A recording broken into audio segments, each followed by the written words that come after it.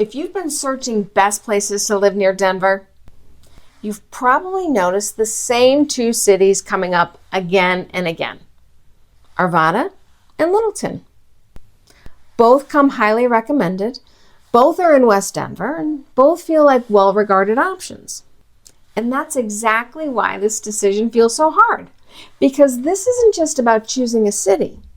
It's about how close you are to work, how easy is it to get into Denver, and how much time do you spend in the car, and what your everyday actually feels like. So today I'm breaking down Arvada versus Littleton. Now, not from a marketing angle, but from a living there perspective. And by the end of this video, you'll have a little bit more clarity on which one fits your life better and why so many people struggle to choose between these two. Now, most people comparing Arvada and Littleton, they're really looking for the same core things. They want proximity to Denver, they're looking for access to work and daily needs, established neighborhoods, and a place that feels livable long-term. Where people get stuck is assuming that these things show up the same way in both cities. You know what? They don't. Let's talk about proximity first, because for many people, proximity isn't just about distance.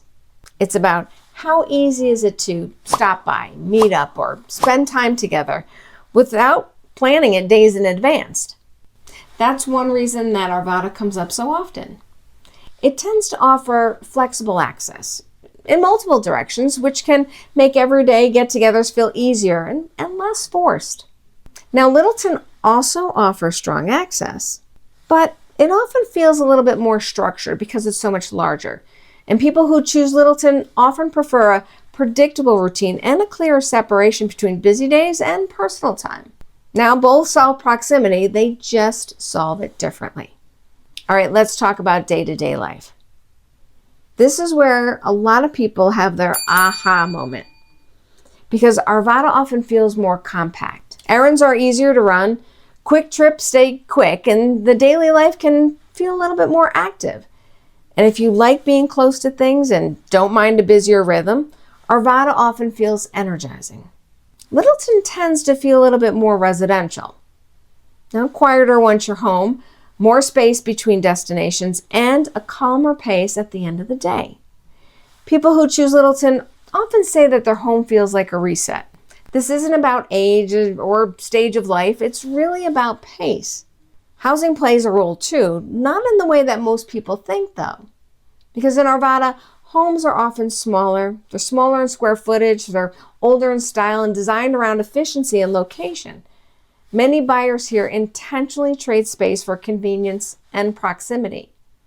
Now in Littleton, homes are often more spread out with practical, straightforward layouts. Nothing flashy, just comfortable and functional. Some buyers appreciate that Littleton homes feel easy to live in day to day. And here's something that people don't always say out loud. When they compare Arvada and Littleton, they're often really comparing cost of living. And that's not just home prices, but what it costs to live there month after month.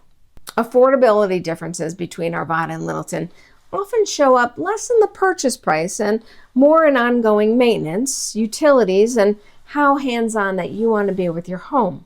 Now, some buyers notice those differences most in how predictable their monthly expenses feel, how often they're driving, and how much upkeep their home is going to require. That's why housing style and layout matter just as much as your location. You know what? Weekends matter too. I often ask people, what does your ideal Saturday look like? It helps them make that decision. Now, some buyers are also thinking about how flexible their space feels, whether there's room to gather or host comfortably, or have people stay without it feeling so cramped. In Arvada, that flexibility often comes from location and ease of getting around. Now in Littleton, it often comes from homes that feel a little more settled and easier to spread out in.